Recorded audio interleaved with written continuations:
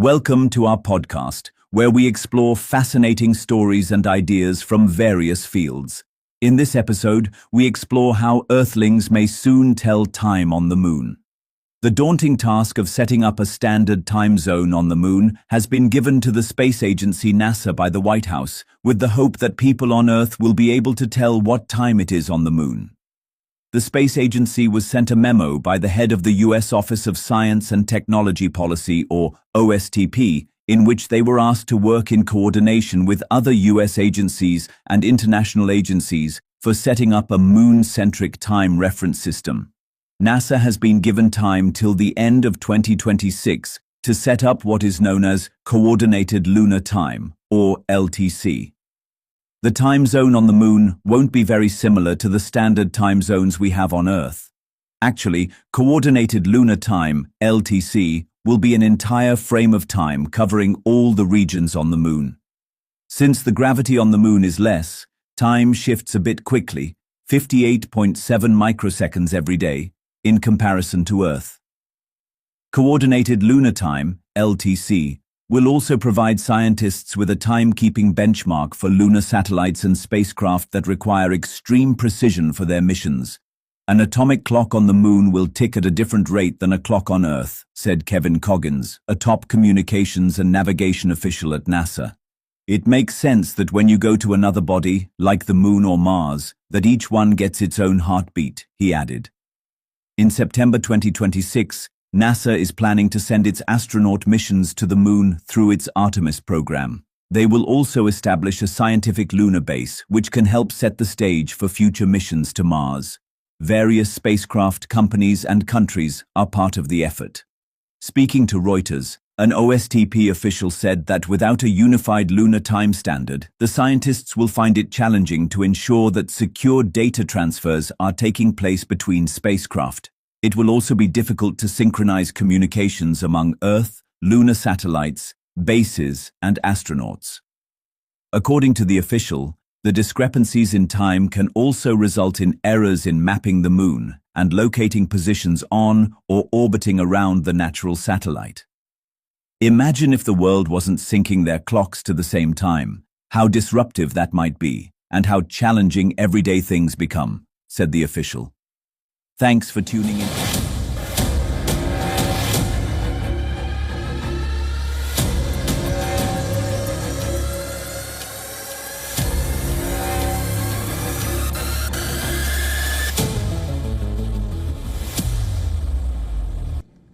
Well, days ago, we told you on Gravitas how U.S. President Donald Trump insisted on soft drink brand Coca-Cola using real cane sugar in its drinks.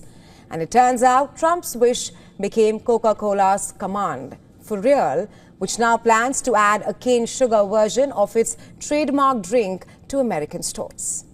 Here's what happened. In a social media post last week, Trump said that the beverage giant should make a switch to cane sugar from corn syrup, which went as a sweetener into the Coke since the 1980s. Now, Coca-Cola had said back then that it was assessing its options as of now. And on Tuesday, Coca-Cola chairman and CEO James Quincy said that Coke will expand its product range to reflect consumer interest in differentiated experiences. Basically, the same happiness in a bottle, as Coke would say, with a twist. He also said that the company plans to launch the latest version of Coke by later this year.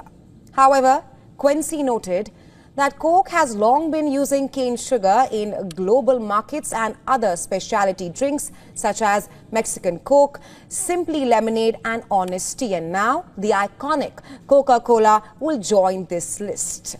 With this, the cane sugar sweetened Coke joins a trend led by its rivals PepsiCo and Dr. Pepper, which have offered sugar-sweetened alternatives in the US since 2009. Well, many are hailing this as a refreshing change from the corn syrup version, which is high on fructose levels. All said and done right now, experts suggest that the intake of any kind of soft drinks must be limited in a bid to avoid adverse health impacts such as weight gain, type 2 diabetes, heart diseases, and The others. saturation of cheap, unmanned systems on the modern battlefield means militaries around the world are trying to come up with cost-effective solutions. At this year's International Defense Industry Fair in Turkey, the host country unveiled its answer to the small UAV problem, an anti-drone armored vehicle some are calling the world's first laser-armed tank.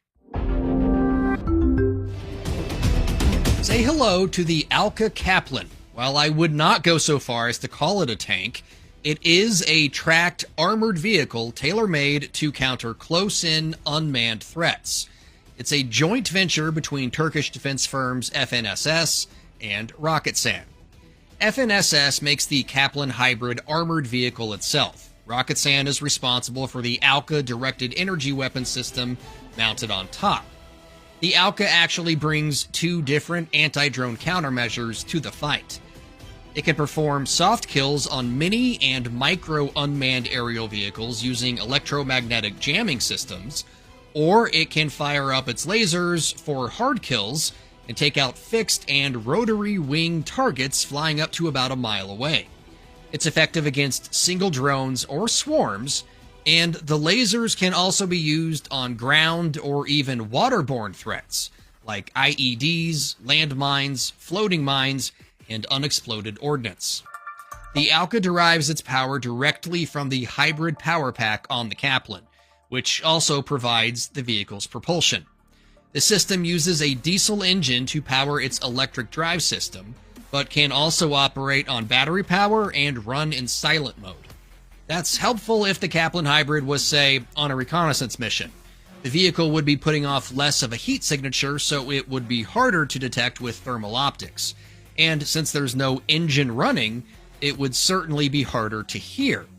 FNSS says the Kaplan hybrid can run in silent surveillance mode for up to 48 hours. If it's hot and the 5-man crew wants the air conditioning turned on, that time gets cut down to 14 hours. When it's time to roll out, the Kaplan's batteries give the vehicle a top speed of about 6 miles per hour and a range of roughly 12 miles. But the thing was made to be as mobile as any other mechanized unit, so kick on the diesel engine, and the almost 20-ton Kaplan hybrid gets up and goes at a speed that reportedly tops 40 miles per hour. Of course, in 2025, modularity and multi-role machines are the name of the game. So, if customers wanted to add some more armaments to the Alka Kaplan, like missile or mortar launchers, they can. The vehicle can also be used as a mobile power station as well, providing electricity to field hospitals, command centers, or other systems. The vehicle can also be configured to run semi-autonomously or under remote control. FNSS says the Power Pack architecture and all its subsystems were developed domestically and can be retrofitted onto other vehicles besides the Kaplan. Like we said at the start of the story, the Alka Kaplan was just unveiled at this year's IDEF, so we don't have a lot of info about customers just yet. We might not have to wait too long before seeing the Kaplan in action, though. Ukraine just said pretty much any weapons maker who wants to use its front lines as a testbed for new systems can do so. And there's already an established relationship between the two countries. In the early days of the war with Russia, Ukrainian soldiers loved the Turkish-made Bayraktar drones so much, they made a folk song about them. Bayraktar. Bayraktar. So if FNSS and Roketsan do decide to put the Alka Kaplan in Ukraine, and it proves a success, perhaps the world will be introduced to another Ukrainian folk song about the laser-wielding weapon system.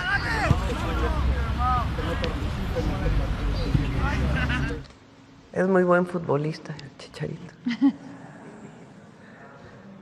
Pero en el caso de su opinión respecto a las mujeres, pues yo creo que todavía tiene mucho que aprender.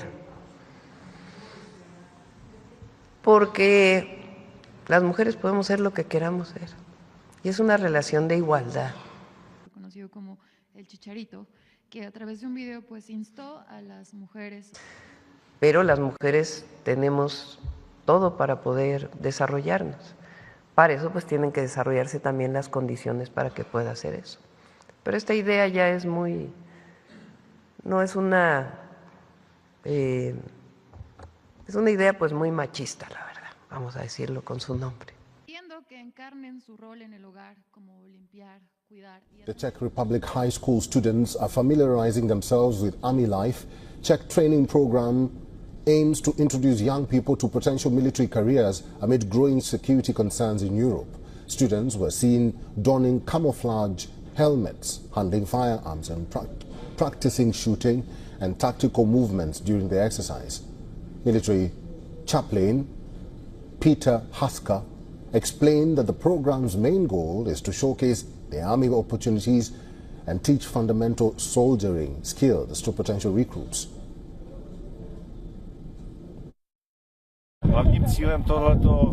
The main goal of this military voluntary exercise is to show students the possibility of joining the Army, to show what the Army does, what the possibilities are if they decide to do something like this in the future. The basic skills that a soldier should have, we try to show them over the 4 weeks. It also shows that the Army is interested in new soldiers and new people who will know as much as they can about the Army. 18-year-old Johanka Koldinska said she joined the training to challenge herself and learn her limits. I decided to do the military training because I wanted to prove to myself that I can do something like this and that I won't just fade away. I will know my limits, my boundaries. I will learn a lot of new things. I will have a lot of new experiences. Countries across Eastern Europe have struggled to recruit new soldiers and keep experienced ones in a region where Poland, Hungary, Romania and Slovakia all share a border with Ukraine. Around 14,700 soldiers currently serve in the Czech army, but this number has left units understaffed and unable to reach combat readiness. Hence, the new army training program for youngsters in Czech is aimed to make the country combat ready in case of any uncertainty. And now moving to New York City, 2 newly surfaced videos are pulling back the curtain on what appears to be a secret detention setup operating inside a federal building in Manhattan. The footage offers a rare and disturbing look at how migrants are being confined after being seized by Immigration and Customs Enforcement, often immediately after their immigration court appearances. The space, which is located on the 10th floor of the 26 Federal Plaza, has long been shrouded in secrecy until now.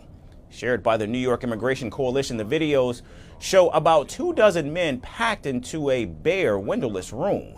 Some lie directly on the hard floor wrapped in thin aluminum emergency blankets, while others sit motionless on benches. In one clip, 2 uncovered toilets stand just a few feet from where people sleep, separated only by a low dividing wall. Footage paints a grim picture of confinement conditions that until recently had only been described anecdotally by immigrants and lawyers. ICE is kidnapping so many people from New York's immigration courts that they had TO create a new detention facility on the 10th floor of 26 Federal Plaza. But instead of sharing the truth with the public, ICE has skirted accountability by consistently lying about what's happening on the 10th floor and breaking the law by not allowing Congress members to view the conditions.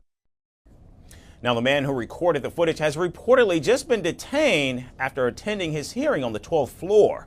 And despite ICE's usual practice of confiscating phones and personal belongings, he managed to keep his device hidden and documented the space. In fact, in a separate audio message, the same man reveals that detainees have gone without food or even medicine. The clip, along with other videos, was first obtained by the city and then sent to New York State Assembly member Catalina Cruz's office. Since the videos were released, ICE officials have denied that the 10th floor is being used for detention. And the Department of Homeland Security's Assistant Secretary Tricia McLaughlin said that any claim of overcrowding or subprime conditions is categorically false. But in fact, ICE insists the area is simply a processing center and therefore not subject to the same inspection laws that govern official detention facilities. However, data obtained and analyzed by the city tells a very different story. From September of 2023 through late June 2025, ICE records show that individuals were in fact confined in what the agency calls the NYC hold room. for an average of 29 hours and some for several days. Advocates, lawyers, and former detainees describe the space as overcrowded, lacking basic hygiene facilities, and providing little to no food or medical care. We had to beg the people working there that they gave us something to eat. They didn't even give us water. Sometimes a few cookies they'd throw in there. A human being doesn't deserve to be treated that way. It was a horrible thing I wouldn't wish on anyone. They had us in there like animals. Now, this comes as the Trump administration has pushed through a staggering $170 billion immigration and border enforcement bill, which would make ICE the most heavily funded law enforcement agency in the country. But with mounting evidence and rising outrage, the question now is how much longer can this be kept in the shadows? Sources tell CBS 4 federal immigration authorities have made nearly 24 arrests in Avon. ICE worked with Avon police to conduct dozens of traffic stops to detain illegal migrants. Chelsea, there's some conflicting stories on how that operation was done. CBS 4's Max Lewis went looking for answers and shares what he found in this exclusive report.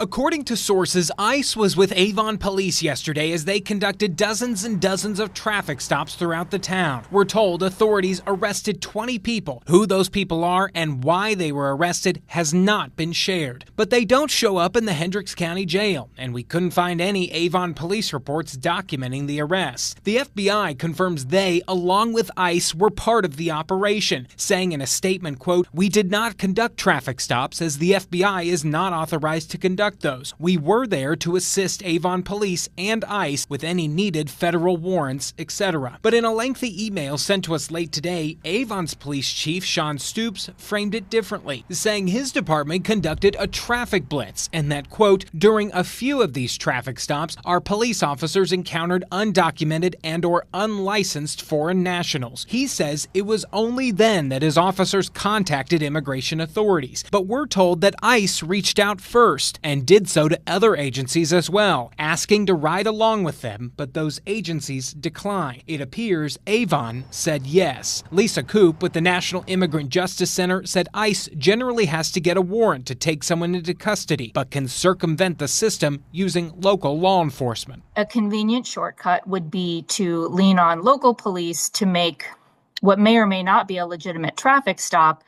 And if they have someone in criminal legal custody, then ICE, it makes it a whole lot easier for ICE to come in and apprehend someone and initiate deportation proceedings. Coop also raised questions about how Avon police were conducting their traffic stops. If police are only pulling over people who look like they might be immigrants in their view, then yes, this is racial profiling, and whether there's probable cause to make any kind of arrest, criminal or immigration related, I think is called into question. We went back to the Avon Police Department with a number of clarifying questions, such as did ICE reach out to them first, and did their agents ride along with those officers? The chief wouldn't answer those questions, saying that some of those things are, quote, part of their strategic operational planning that they will not share publicly. We did reach out to ICE itself as well and have yet to hear back.